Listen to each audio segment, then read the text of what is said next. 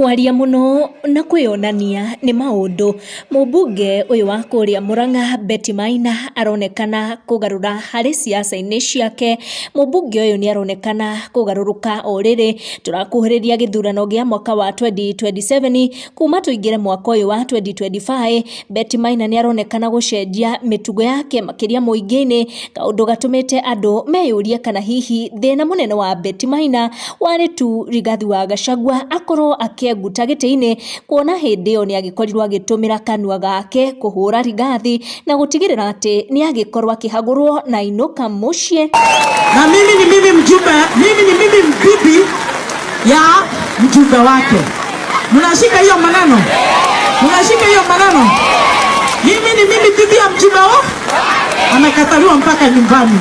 Thiko turi Betty aronekana cenjetie mitugo yake nginyagia akahoreria ciugo iria araumukania na kanua gake. Betty erega kwiyumiria enyihitio ta Kanyau hari interview ino erega kuria kwa Inoro kuria acokagia ciuria na uhoreru muingi muno nginyagia andu magikorwo makiuria kana no Betty uria moe. Erega ningi gucenjia mirungamo yake oriri thirikari irorotagwo ni undu wa maundu maya megie abduction na ni undu wa ndeto icio cikigie ciana cia atumia kunyitwo migwate. Betty akiuga kuruta thirikari mahitia tiguru no ningi kuri mihaka itagiriire gukirwo. Betty akionekana ta kuri kaundu akiui kegie uteti na kuhutithanio na maundu maya makegie abduction.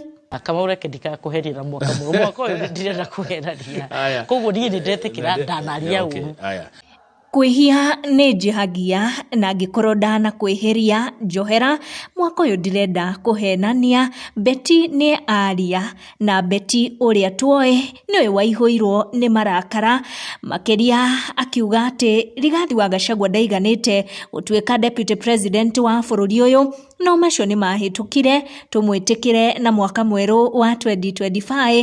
Nyonaga rimwe andu manumite na ngamathie inbox no kona mundu urari na uru na were ona wa mu inbox mwaraniria ri mugacokia ndugu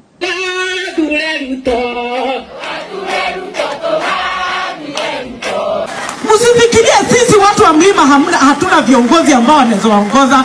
Tuko na Kindiki Kithure, tuko na Kimani Ichung'wah, tuko na Ndindi Nyoro, na hiyo kiti ya deputy itakaa Mount Kenya na tuko na viongozi watamuongoza. Lakini nyinyi mwambie rais, hii maneno yake kando. Hii maneno tutaongoza kama kina mama.